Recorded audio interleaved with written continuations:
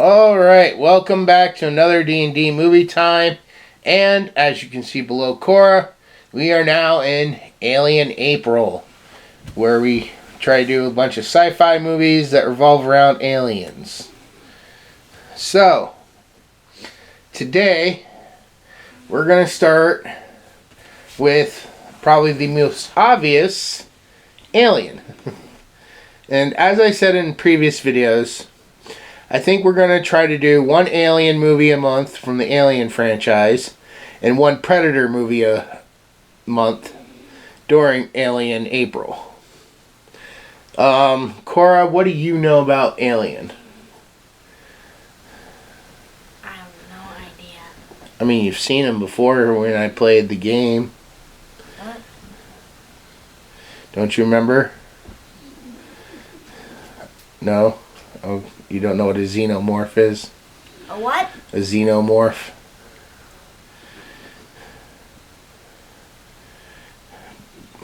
But anyways, alright, so this is one of like the best alien movies probably from the 80s. I mean, it's definitely the most popular. They keep making more and more. It's a franchise that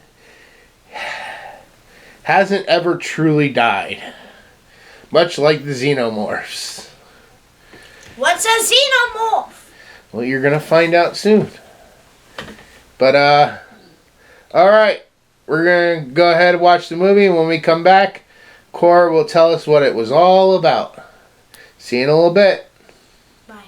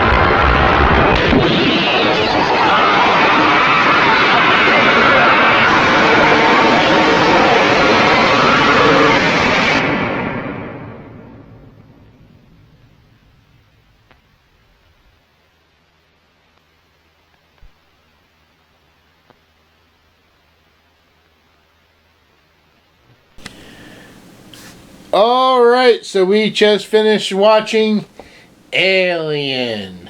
Whoa! So, Cora, what was this movie about? So the movie begins flying around in space, and then basically you get some information about the ship. What's the ship's name again? Nostromo. Nostromo. So then we get to meet the crew. And then basically to get what they think is an SOS signal from a strange planet, which is possibly from an alien, of course. But later, one of the crew members find out that's actually a warning, and then one of the other crew members is exploring, and they find a bunch of eggs. And then that crew member touches the egg. And then, He is a face hugger. You remember the face huggers now? The same guy you saw in Spaceballs, right? Right? Okay, you can stop pretending to be a face hugger. Okay, fine.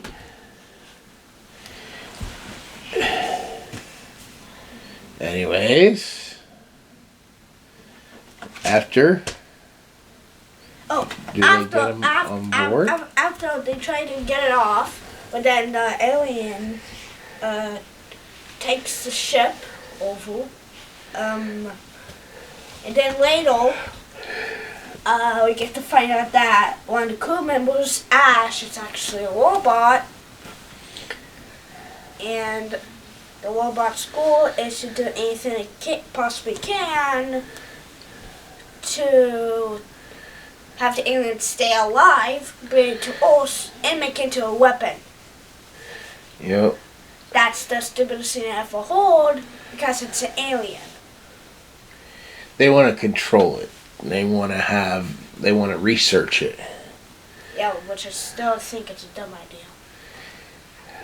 But what happened to the end? There's only one crew member left. Who's that? Ripley? Ripley.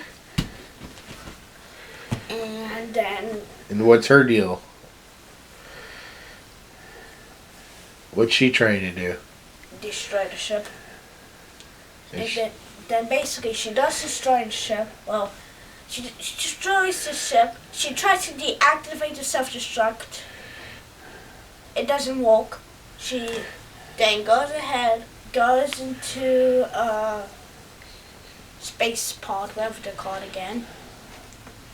And then she leaves, and then she has an encounter with the alien, but then she defeats the alien, space in it.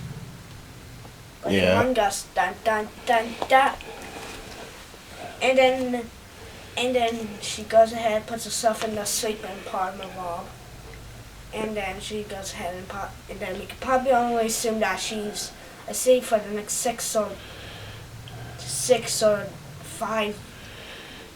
We can only assume that she's asleep for the next 6 weeks or 5 months. Yeah. Going to Earth. So, alright, that was Alien. This movie had a lot of people Cora recognized. John Hurt, she recognized from watching Spaceballs. Bilbo Baggins. Sigourney Weaver, the main character, since she watched Ghostbusters. Da, da, da, da, da. What? Da, da, da, da. Da, na, na, na, na, go.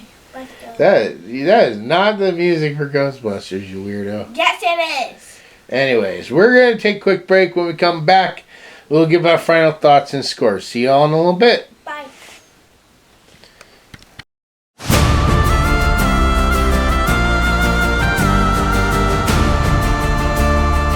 In the shadows, the tale unfolds. A guardian lost, the story holds. Shame the ordinary, thrust in the light to fight the darkness to make it right. Chosen by fate, path unknown, to rise up as more than just skin and bone. Oh, guardian of the light, stand strong and proud in the face of darkness. Rise from the crowd with every spell cast. Let the magic ignite. Shame the new Santa brings hope to the night.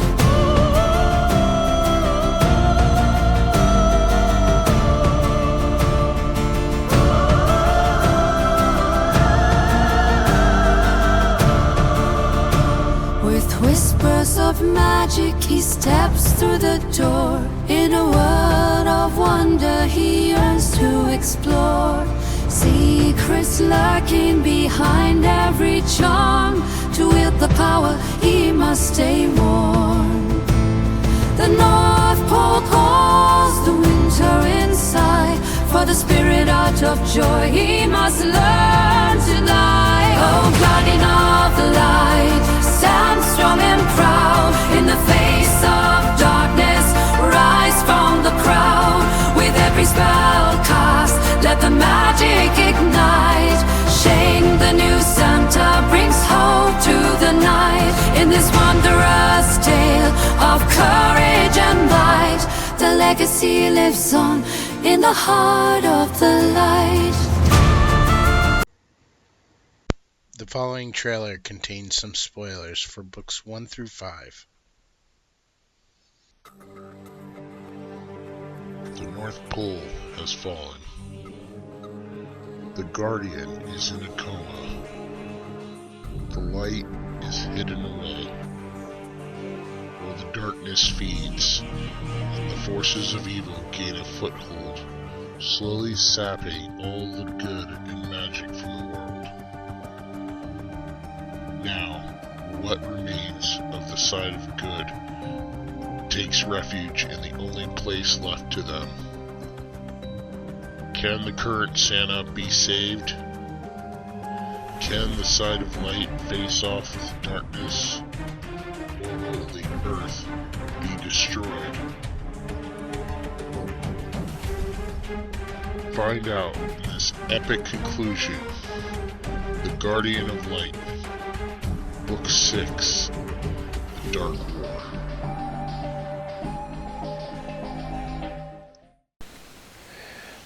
Alright, Cora, starting with you. On a scale of 1 to 10, what did you think of Alien? 9 out of 10. Actually, no. 8 out of 10. The movie was okay. I got it. It made sense, but it didn't make sense. Did that make sense to you? No. What didn't make sense? The fact that it made sense. Okay. Okay, here's actually some. Why, if you want to turn this into a weapon, then why not just have the crew members at least find a way to get its DNA? And if it's attacking the crew members and trying to kill the crew members and they can't get its DNA, then let the creature die, and then later, in the next 7 years or something, you can have a bigger team going to that exact same planet. You can find a way to take the eggs, and then you can study them, and then make a weapon out of them. Why not do that instead? Yeah, I don't know. Wayland Yutani was kind of stupid with their directives and stuff. I mean, they should not have a blanket order for people to go check out. If they found this planet and they were looking for this planet, they should have had a directive oh, you go there, you mark it, keep an eye on it until reinforcements get there. You don't step foot on the planet, you don't go to the planet, whatever. But who is your favorite character? Cat. The cat. Cat's not a character. That's just It is a character. What was your favorite scene? The end. When she blasted into space? Yes! And actually, no. And also, the most biggest explosion in space history ever happened. I don't know. I think there's bigger ones in Star Wars. Yeah. Anyways, alright. Well, then moving on to my score. I'm going to go with Cora's original score. On a scale of 1 to 10, I would give this movie a 9. It has its issues, as we've already talked about, The company's not the brightest bulb on the tree, but I mean, this one is also represented more as a horror movie. I think is, you know, if you don't know what you're getting into, like Cora really didn't know, she probably saw this more as a horror movie. Yeah, I saw it as a whole sci-fi. When the sequel rolls around, though, it became just a straight up action more than a horror. So there is a really good cast, like I was saying earlier. And we had Bilbo Baggins from Lord of the Rings, which you've already seen. So yeah, I really enjoyed this one. I think 2, though, is probably my more favorite one out of the bunch. And like I said, we will be going through all of them in time.